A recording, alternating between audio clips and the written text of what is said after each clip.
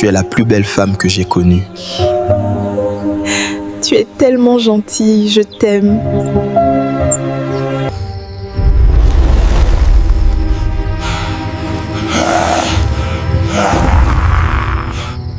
Tu ne pourras pas prendre mon âme, car Jésus est avec moi. Le village de Youmadim était un endroit calme et paisible, entouré de grands arbres, de sentiers de terre rouge et de champs qui s'étendaient jusqu'à l'horizon. La vie y suivait un rythme lent, et les habitants valorisaient la bonté, l'honnêteté et la communauté. Parmi eux vivait un jeune homme nommé Elias, connu pour sa nature douce et son mode de vie humble. Il habitait une petite maison à la lisière du village, près du ruisseau, où les enfants jouaient souvent et où les femmes venaient puiser de l'eau chaque matin. Elias n'était pas un homme riche, mais il était riche en caractère. Il croyait fermement en Jésus et s'efforçait chaque jour de vivre une vie qui honore Dieu. Avant le lever du soleil, alors que le village était encore silencieux, il s'agenouillait près de son lit en bois et priait pour recevoir la direction, la protection et la force nécessaires pour affronter la journée. Sa dévotion sincère faisait que les gens l'admiraient profondément. Même s'il n'avait aucun titre officiel, les villageois l'appelaient en plaisantant « Pasteur Elias » parce qu'il se comportait comme un pasteur, doux, sage, porté à la prière et toujours prêt à aider les autres. Malgré sa vie paisible, Elias portait un désir silencieux dans son cœur. Il priait souvent pour avoir une compagne, une épouse dont le cœur aimerait aussi Dieu. Parfois, il regardait les autres couples marcher ensemble vers le marché ou rire devant leur maison, et une petite douleur montait dans sa poitrine. Mais il ne se plaignait jamais. Il croyait que le temps de Dieu est parfait, et il avait confiance qu'un jour, sa prière pour une partenaire aimante serait exaucée. Un matin ensoleillé, la nouvelle se répandit rapidement dans le village. Une belle jeune femme était arrivée à Youmadim. Elle s'appelait Sarafina. Les gens murmuraient à quel point elle était magnifique. Grande, gracieuse, rayonnante d'une manière qui rendait difficile de détourner le regard. Sa beauté paraissait presque irréelle, comme quelque chose venu d'un autre monde. Les enfants la regardaient avec émerveillement, et les femmes admiraient son élégance, se demandant d'où elle venait. Mais Elias ressentit quelque chose de différent lorsqu'il la vit pour la première fois. Au moment où leurs yeux se croisèrent, une étrange paix l'envahit, comme si son cœur reconnaissait son esprit. Ce n'était pas seulement de l'attirance, c'était un profond sentiment de paix, une force d'attraction qu'il ne pouvait expliquer. Sarafina lui sourit chaleureusement, et à cet instant, quelque chose en lui s'éveilla. Leur amitié grandit rapidement. Ils passaient du temps à parler de la vie, de la famille et de la foi. Elias se sentait attiré non seulement par sa beauté, mais aussi par la douce tranquillité qu'elle portait en elle. Très vite, leurs cœurs s'entrelacèrent et les villageois se réjouirent lorsqu'ils apprirent la nouvelle de leur union. Tous étaient d'accord. Elias avait enfin trouvé l'épouse qu'il méritait. Le jour de leur mariage fut une célébration comme on n'en avait jamais vu. Tout le village se rassembla, dansant, chantant et offrant des bénédictions. Sarafina était splendide dans sa tenue traditionnelle, et Elias avait du mal à croire qu'il était l'homme qui se tenait à ses côtés. Pourtant, au milieu de toute cette joie, il remarqua quelque chose de curieux, une légère lueur autour de Sarafina. Ce n'était ni brillant ni effrayant, juste une aura douce et mystérieuse qui suivait chacun de ses mouvements. Il chassa cette pensée, se disant que c'était simplement l'amour qui rendait tout magique. Pendant les premières années de leur mariage, Elias vécut un bonheur pur. Sarafina cuisinait pour lui, l'encourageait, priait avec lui et prenait soin de lui avec tendresse. Leur maison était remplie de rires, de repas chauds et de conversations paisibles. Elias remerciait Dieu chaque jour de l'avoir béni avec une épouse si aimante. Il était convaincu que ces longues années d'attente s'étaient achevées de la meilleure manière possible. Pourtant, sous la surface de leur foyer tranquille, quelque chose d'invisible avait commencé à bouger. Elias ne pouvait pas le voir. Le sourire de Sarafina le cachait. Les villageois ne remarquaient rien, mais une ombre silencieuse avait commencé à s'éveiller, discrète, patiente, prête à tout changer. Les premières années du mariage d'Elias et Sarafina avaient été faites de rire, de chaleur et d'un sentiment de paix qu'ils croyaient ne pouvoir venir que de Dieu. Mais lentement, Presque sans bruit, les choses commencèrent à changer. Cela ne se produisit pas d'un coup. Au contraire, cela s'insinua dans la vie d'Élias, comme la nuit remplace progressivement le jour, une ombre à la fois. Élias possédait un petit atelier de menuiserie, modeste mais respecté, dans le village de Youmadim. Depuis des années, les clients lui faisaient confiance pour fabriquer des meubles, réparer des portes et réaliser des décorations en bois pour les mariages et les célébrations. Ses mains étaient habiles et son honnêteté faisait revenir les gens encore et encore. Son activité était autrefois si prospère qu'Élias rêvait même de l'agrandir. Mais à présent, ses rêves s'estompaient. Au début, il remarqua de petits changements. Des clients qui retardaient leur paiement, quelques commandes annulées. Il mit cela sur le compte d'une saison un peu calme, mais la situation empira. Des gens qui autrefois faisaient l'éloge de son travail se mirent soudain à dire que ses meubles n'étaient plus aussi solides qu'avant. Certains allèrent voir d'autres menuisiers, bien moins compétents. En peu de temps, l'atelier autrefois plein de bruit, coups de marteau, 6 clients discutant des modèles, devint silencieux. Jour après jour, Élias restait assis seul, attendant des clients qui ne venaient pas. Ses économies diminuaient, ses matériaux s'épuisaient. L'atelier paraissait plus froid qu'autrefois, comme si les murs eux-mêmes ressentaient ses difficultés. Au même moment, la santé d'Élias commença à décliner.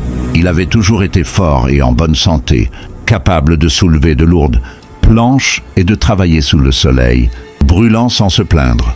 Mais désormais, son corps se sentait faible. Certains matins, il pouvait à peine se lever du lit.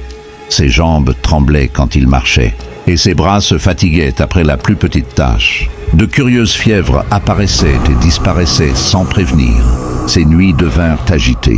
Il se tournait et se retournait, trempé de sueur, incapable de dormir plus de quelques heures. Des maux de tête frappaient son crâne comme des tambours, parfois avec une telle intensité qu'il devait fermer l'atelier plus tôt. Aucun remède, ni aucune herbe du guérisseur du village ne semblait l'aider.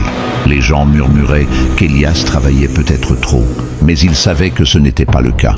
Il se passait quelque chose de plus profond, quelque chose qu'il ne savait pas nommer. Puis les rêves commencèrent.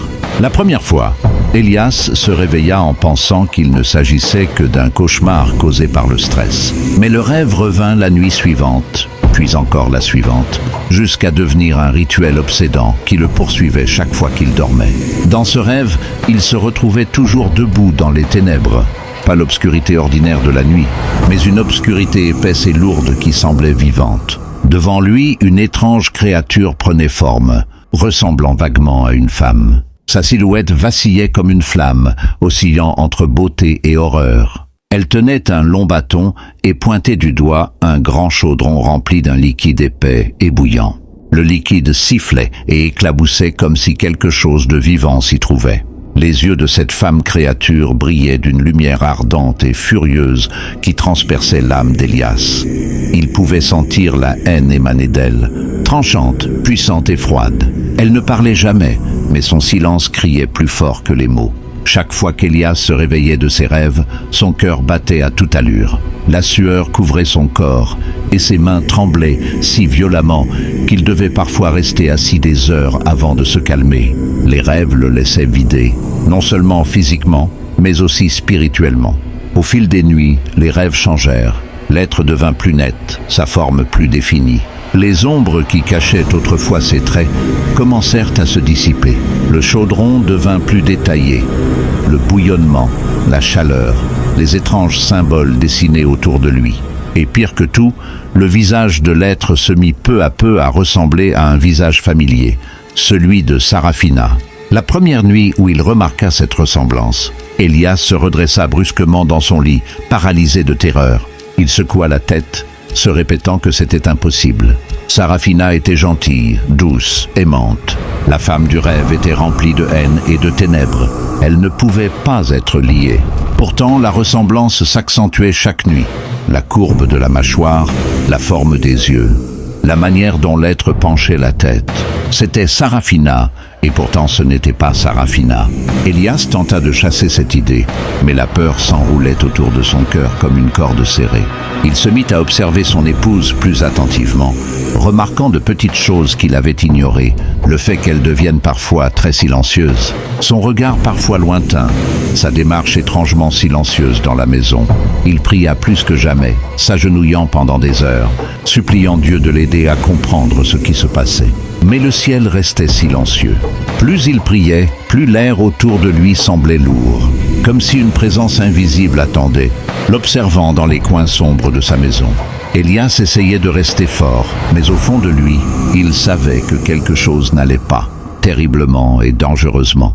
Le soleil était haut au-dessus de Yumadim le jour où frère Jérémie arriva. Sa simple présence troubla le village. Les gens murmuraient son nom avec à la fois du respect et de la crainte. C'était un missionnaire itinérant, un vieil homme à la longue barbe grise, aux yeux perçants qui semblaient voir au-delà de l'ordinaire, et doté d'une force tranquille qui faisait que l'on se sentait mis à nu en sa présence. Il était connu au loin pour son don prophétique, un don affûté par de nombreuses années de jeûne, de prière et de solitude avec Dieu.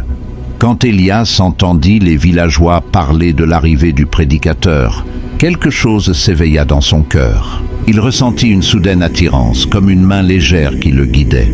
Il avait prié pour obtenir des réponses pendant des mois, mais le ciel était resté silencieux. À présent, il semblait que l'aide était enfin arrivée à Yumadim. Le désespoir le poussa à agir. Elias alla voir frère Jérémie, le cœur rempli de peur et d'espérance. Le missionnaire l'accueillit dans un petit endroit ombragé où il était assis à lire une Bible usée. Quand il leva les yeux, son regard perçant sembla se poser directement sur l'âme d'Elias. « Qu'est-ce qui te trouble, mon fils ?» demanda calmement le prédicateur. À cet instant, la force d'Elias s'effondra. Toute la douleur qu'il portait, l'entreprise qui déclinait, les maladies soudaines, les rêves terrifiants, l'étrange obscurité spirituelle qui envahissait sa maison, se déversa hors de lui comme l'eau d'un pot brisé. Il parla de la chute inexplicable de son atelier de menuiserie, décrivit la faiblesse de son corps, les nuits sans sommeil, les maux de tête brûlants. Puis il raconta les rêves. L'être effrayant en forme de femme, pointant le chaudron bouillant, ses yeux brûlants comme des flammes. Enfin, il murmura ce qui le terrifiait le plus. Le visage de cet être qui se transformait peu à peu en celui de Sarafina. Pendant tout ce temps, frère Jérémie resta silencieux. Il ne l'interrompit pas. Ses yeux restèrent fixés sur Elias, observant chaque mot, chaque larme, chaque tremblement. Plus Elias parlait, plus l'inquiétude se lisait sur le visage du prédicateur. Un lourd silence tomba lorsqu'Elias eut fini de parler. Un silence si profond que même les oiseaux semblèrent cesser de chanter. Frère Jérémie ferma les yeux un instant, comme s'il écoutait une voix que lui seul pouvait entendre. Quand il les rouvrit enfin, l'air autour d'eux parut plus lourd. D'une voix basse et grave, il dit « Le Seigneur m'a montré quelque chose. Mon fils, tu vis avec une divinité. » Elias sentit le monde vaciller sous ses pieds, son souffle se bloqua dans sa gorge. Il fixa le prédicateur, attendant qu'il retire ses paroles, qu'il dise qu'il s'était trompé. Mais frère Jérémie continua, la voix calme mais chargée de tristesse. Sarafina, la femme qu'Elias avait tant aimée, n'était pas une femme ordinaire. Elle était la réincarnation d'une divinité mortelle, une autorité spirituelle, liée à la terre et à ses anciens pouvoirs. Puis le missionnaire révéla une vérité que les parents de Sarafina n'avaient jamais osé prononcer à voix haute. Une vérité enfouie sous des années de silence. Avant que Sarafina ne naisse, ses parents avaient passé de longues années douloureuses sans enfants. Leur maison était devenue un lieu de larmes et de disputes murmurées. Les gens du village insultaient sa mère, l'accusant de sorcière ou d'infidèle. Les rumeurs se répandaient comme un feu sauvage. Le père de Sarafina vivait dans une honte constante, incapable de protéger sa femme de ses paroles cruelles. Dans son désespoir, il chercha de l'aide. Un ami l'emmena à un sanctuaire d'oracles, mais dans son ignorance, il ne savait pas que sa femme était déjà enceinte depuis quelques jours. Et ainsi, par peur et frustration, il prononça un vœu qui changea tout. « Tout enfant qui est dans le ventre de ma femme te servira. » Il aurait dû dire « Si tu nous donnes un enfant », mais il ne l'a pas dit. Ces paroles, même prononcées dans l'ignorance, devinrent une alliance spirituelle, un accord légal dans un domaine qu'il ne comprenait pas. Et par ce vœu, il remit l'enfant à naître, Sarafina, au monde des esprits, avant même qu'elle ne prenne sa première respiration. Frère Jérémie expliqua que, dès l'instant de ce vœu imprudent, la divinité la posséda, la marquant comme un vase, un sanctuaire pour des puissances ténébreuses. Elle devint l'hôte d'une légion d'esprits. Leur influence façonna sa vie, sa beauté, son aura et les forces invisibles qui l'entouraient. Puis la voix du prédicateur se fit plus lourde encore. Leur colère contre toi a commencé le jour où tu l'as touchée comme ton épouse. Leur plan est de te tuer. Elias sentit le sol trembler sous lui. Sa gorge se serra et les larmes lui montèrent aux yeux. Tout en lui s'effondra.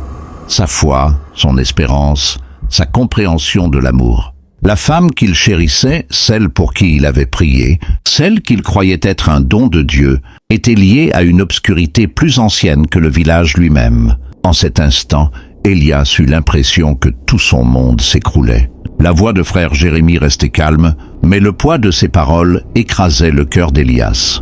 Le prédicateur poursuivit son explication de l'histoire cachée derrière la vie de Sarafina, une histoire que ses parents n'avaient jamais vraiment comprise. Il dit à Elias que les parents de Sarafina n'avaient pas intentionnellement invité les ténèbres dans leur foyer. C'étaient des gens désespérés et blessés, qui cherchait de l'aide de la seule manière qu'il connaissait. Son père était allé voir l'oracle avec la ferme conviction que les esprits lui donneraient un fils. C'était ce qu'il espérait, mais sans le savoir, sa femme était déjà enceinte d'une fille, Sarafina. À cause du vœu irréfléchi qu'il fit au sanctuaire, les esprits prirent possession de l'enfant dans le ventre. Il n'y eut ni négociation ni possibilité de correction. Le monde spirituel obéit à des lois strictes, et une fois que des paroles sont prononcées, surtout dans le désespoir, elles portent une grande puissance. L'oracle accepta immédiatement le vœu, et à cet instant, la petite Sarafina n'était pas encore née, fut spirituellement liée à des forces dont ses parents ne purent jamais se libérer. Elle est devenue un sanctuaire dès sa conception, dit doucement frère Jérémie. Un vase choisi sans son consentement, une demeure pour des esprits qui attendaient quelqu'un pour les accueillir. Elias sentit un frisson glacé lui parcourir le dos. Le prédicateur poursuivit, expliquant que les esprits avaient un plan très précis pour la vie de Sarafina. Ils voulaient qu'elle vive dans l'isolement, liée au sanctuaire, les servant spirituellement et physiquement.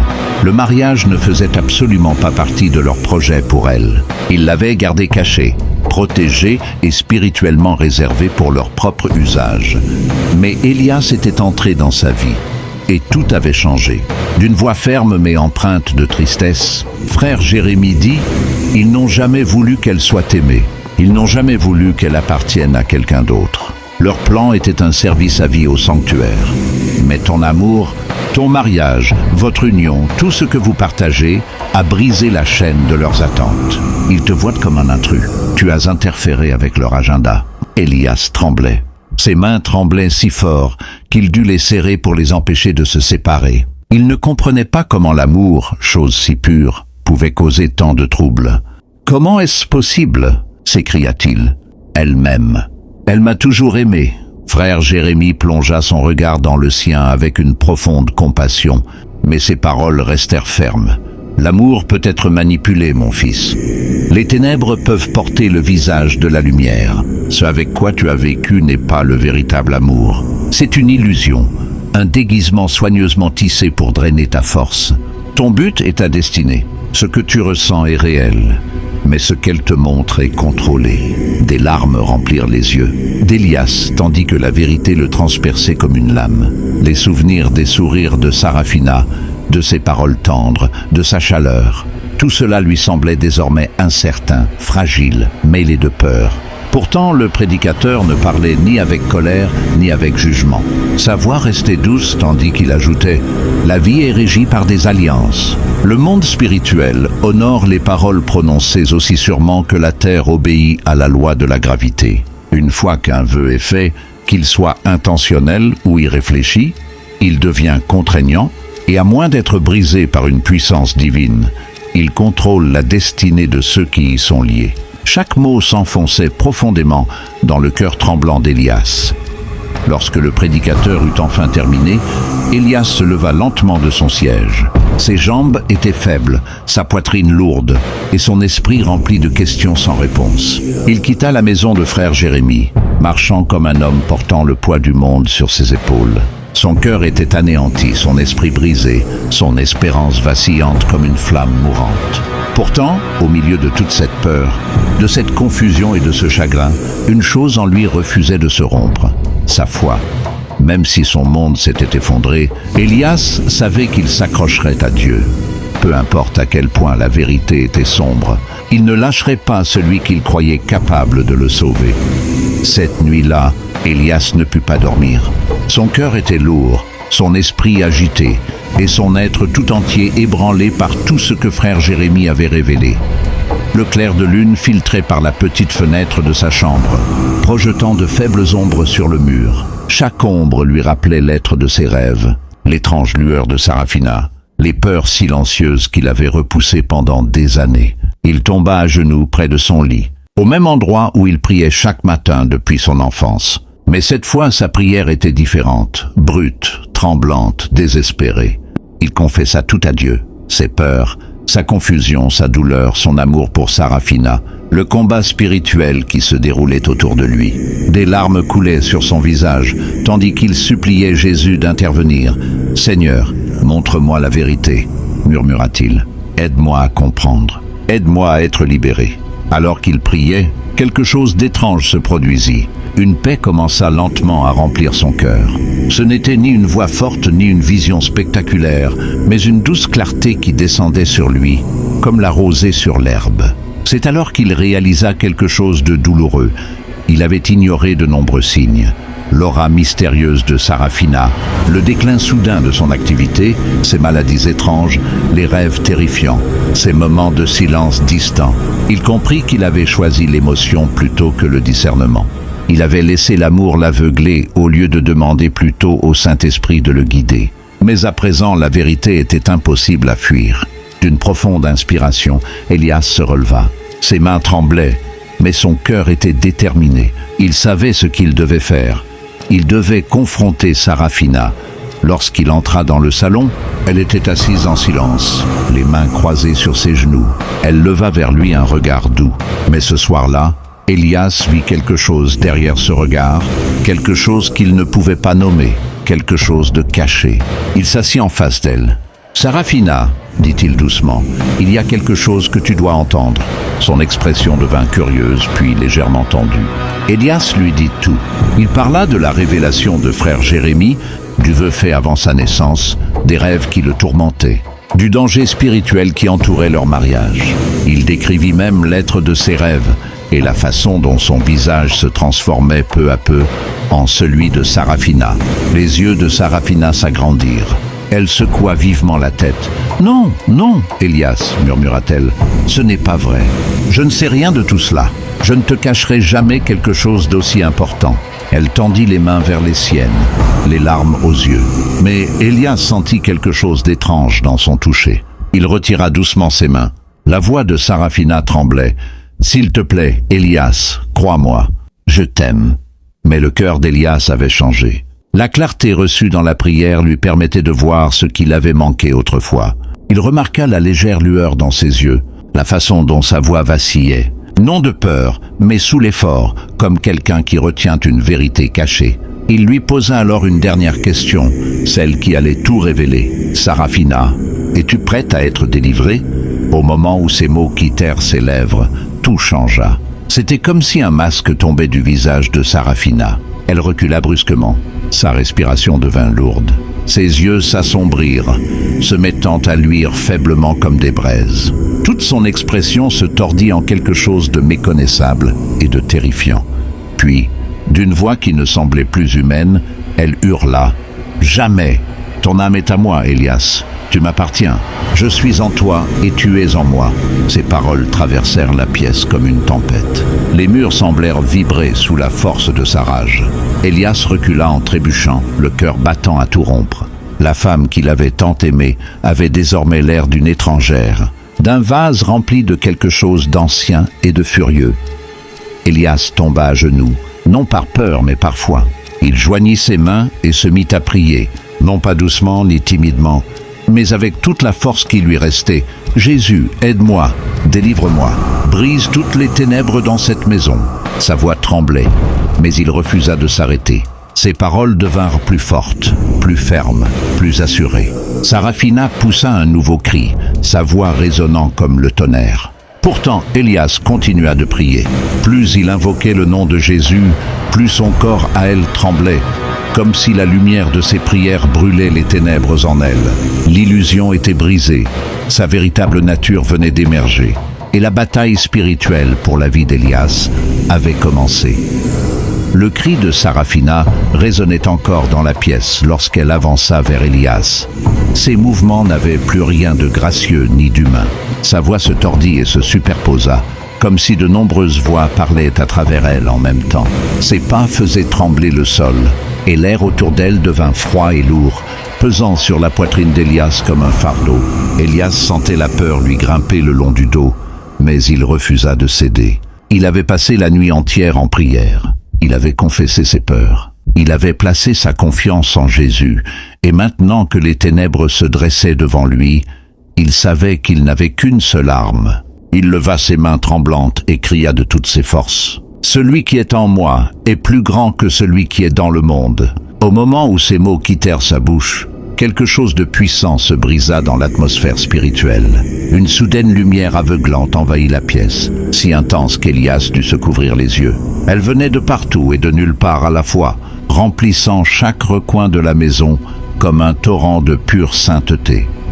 Les ténèbres qui entouraient Sarafina reculèrent instantanément, se tordant et se contorsionnant comme une fumée prise dans une tempête. Sarafina poussa un cri qui n'avait plus rien d'humain, un hurlement aigu, tranchant, empli de douleur. Son corps vacilla comme un reflet brisé sur l'eau. La douce lueur de beauté qu'elle portait autrefois se déchira violemment, révélant en dessous une forme monstrueuse. Sa peau se tendit et se craquela comme une terre desséchée. Ses traits se tordirent en quelque chose d'ancien, de haineux, de terrifiant. Ses yeux brûlaient, non de douceur ni d'amour, mais d'une fureur profonde et déchaînée. À mesure que la lumière sainte devenait plus intense, son corps ne parvint plus à maintenir son déguisement. L'illusion d'humanité se brisa totalement, et la créature cachée en dessous se débattit sauvagement, essayant d'échapper à la puissance qui la repoussait. Elias demeurait à genoux, tremblant, mais refusant d'arrêter de prier. « Jésus! Jésus! Jésus !» cria-t-il encore et encore. À chaque mention du nom de Jésus, la créature rapetissait, sa forme se désagrégeant comme de la poussière emportée par le vent. Finalement, dans un dernier rugissement, empli à la fois de haine et de défaite, la créature se dissout dans la nuit. Sa forme éclata en ombres qui s'enfuirent par les murs et les fenêtres, jusqu'à ce qu'il ne reste plus rien. Seul le bruit du vent demeura, puis le silence. Un silence si profond qu'Elias pouvait entendre son propre cœur battre dans ses oreilles. Il s'effondra au sol, épuisé. La maison semblait désormais vide, plus vide qu'elle ne l'avait jamais été. Son corps tremblait violemment, le choc de ce qu'il venait de voir s'inscrivant dans ses os. Son cœur était lourd et brisé. La femme qu'il avait aimée, l'épouse qu'il chérissait, n'avait jamais vraiment été la sienne. Mais sous le chagrin, il y avait autre chose, quelque chose de doux, de chaleureux, la liberté. Bien que les larmes coulent sur son visage, Elias murmura « Merci Jésus, merci ». Dehors, le bouleversement surnaturel n'était pas passé inaperçu. Beaucoup de villageois avaient été réveillés par les bruits étranges, les cris, l'éclat soudain de lumière et les secousses. Ils coururent vers la maison d'Elias, portant des lanternes et des bâtons, espérant comprendre ce qui s'était passé. À leur arrivée, ils le trouvèrent étendu sur le sol, faible mais vivant. Certains poussèrent des exclamations, d'autres commencèrent à prier à haute voix, remerciant Dieu pour son intervention. Pendant des années, beaucoup d'entre eux s'étaient sentis mal à l'aise en présence de Sarafina, sans pouvoir expliquer pourquoi. Sa beauté et son charme avaient étouffé leurs instincts. Maintenant, ils comprenaient la vérité. Quelque chose de sombre avait vécu parmi eux, et Dieu l'avait exposé, tandis qu'Elias se relevait doucement et faible. Les villageois l'entourèrent, lui offrant de l'eau, du réconfort et des prières. Ils louaient Dieu ouvertement, certains levant les mains, d'autres tombant à genoux. Tout le village ressentit le changement. La lourdeur spirituelle qui pesait depuis des années avait soudain disparu. Élias leva les yeux vers le ciel nocturne. Pour la première fois depuis le début de ses épreuves, l'obscurité lui parut paisible. Il était libre. Les jours qui suivirent furent calmes et doux pour Élias, bien plus doux que la tempête qu'il venait de traverser. Son corps était encore faible, son cœur encore sensible, mais son esprit était plus léger qu'il ne l'avait été depuis des années. Chaque matin, il se réveillait lentement, respirant l'air paisible qui remplissait désormais sa maison. La lourdeur qui autrefois s'accrochait à ses murs avait disparu. Le froid étrange qui le suivait jour et nuit s'était évanoui. Les ombres ne l'observaient plus. Élias savait qu'il avait été délivré. Il passa ses premiers matins simplement assis devant sa maison, regardant le soleil se lever sur Yumadim. Les oiseaux chantaient comme d'habitude, les villageois vaquaient à leurs tâches, et les enfants couraient en riant. La vie semblait la même, et pourtant tout lui paraissait différent. Il comprenait maintenant à quel point il avait été proche de la destruction, et il ne pouvait que secouer la tête avec gratitude. Il remerciait Dieu constamment pour la vie, pour la miséricorde, pour la vérité, pour la liberté. Alors qu'Élias se remettait, il commença à réfléchir en profondeur à tout ce qu'il avait traversé. Il réalisa que les signes avaient été présents dès le début, mais qu'il avait laissé l'émotion et l'enthousiasme l'aveugler. À travers cette expérience, Dieu lui enseigna plusieurs leçons importantes. Premièrement, l'importance du discernement spirituel. Tout ce qui est beau ne vient pas de Dieu. Toute opportunité, toute relation ou tout don n'est pas forcément ce qu'il paraît être. Il comprit désormais que le Saint-Esprit donne des avertissements, doux, subtils mais clairs, et que les ignorer peut conduire une personne au danger. Deuxièmement, le danger du désespoir. Il vit comment le père de Sarafina avait agi par peur, honte et impatience. Un seul moment de désespoir avait créé une chaîne d'esclavage pour toute une vie. Élias apprit que lorsque les gens sont désespérés, ils prennent souvent des décisions sans penser aux conséquences spirituelles. Troisièmement, la puissance des vœux irréfléchis. Les paroles ne sont pas vides. Elles voyagent dans le monde spirituel et ouvrent des portes qu'il peut être difficile de refermer. La vie de Sarafina, ses combats, son esclavage venaient tous d'une seule phrase prononcée par un homme qui se sentait impuissant. Élias savait désormais qu'on ne doit jamais faire de promesses à la légère, surtout dans des lieux spirituels. Quatrièmement, la nécessité de garder ses désirs émotionnels. L'amour est beau, mais il peut aveugler. Les émotions sont fortes, mais elles peuvent égarer. Élias avait été tellement captivé par la beauté et le charme de Sarafina qu'il avait oublié de prier pour demander l'approbation de Dieu. Il apprit que même les désirs les plus purs doivent d'abord être présentés à Dieu. Avec le temps, la douleur d'Élias se transforma en mission. Son histoire, autrefois remplie de chagrin, devint un puissant témoignage. Des habitants de Yumadim et des villages voisins venaient l'écouter parler. Il partageait ouvertement ce qu'il avait vécu, non pour humilier Sarafina, mais pour révéler les dangers de l'ignorance spirituelle. Il consacra sa vie à aider les autres à éviter les pièges dans lesquels il était tombé. Il visitait des familles, conseillait les jeunes hommes et les jeunes femmes et priait pour ceux qui affrontaient d'étranges combats. Sa maison tranquille devint un lieu de sagesse et de guérison pour beaucoup.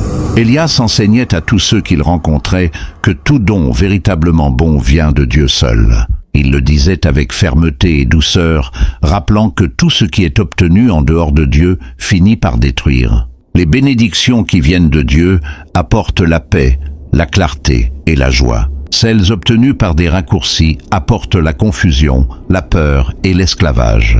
Il rappelait aussi ceci. Soyez prudents dans les moments de désespoir. Faites attention aux promesses que vous faites. Les paroles portent une puissance spirituelle. Tout le village en vint à respecter Élias encore davantage. Son expérience ouvrit leurs yeux sur des réalités spirituelles qu'ils avaient prises à la légère. Son histoire devint une lampe qui guide, avertit, encourage. Les enfants répétaient ses enseignements sur la place du village. Les adultes citaient ses leçons dans leur maison. Les jeunes couples venaient le voir pour recevoir des conseils avant le mariage. Et à travers tout cela, Élias resta humble. Chaque fois que quelqu'un le remerciait, il disait toujours la même chose. Restez enraciné en Christ. Demandez-lui ce dont vous avez besoin. Il est fidèle pour délivrer. Son histoire, autrefois remplie de tristesse, devint un phare d'espérance à Youmadim, un rappel de la protection de Dieu, du danger de l'ignorance spirituelle et de la puissance d'une foi inébranlable. Merci d'avoir regardé. N'oubliez pas de liker, de partager et de vous abonner pour plus d'histoires intéressantes sur le compte africain 225. La prochaine fois, je vais prendre le nom des bavards et des absents.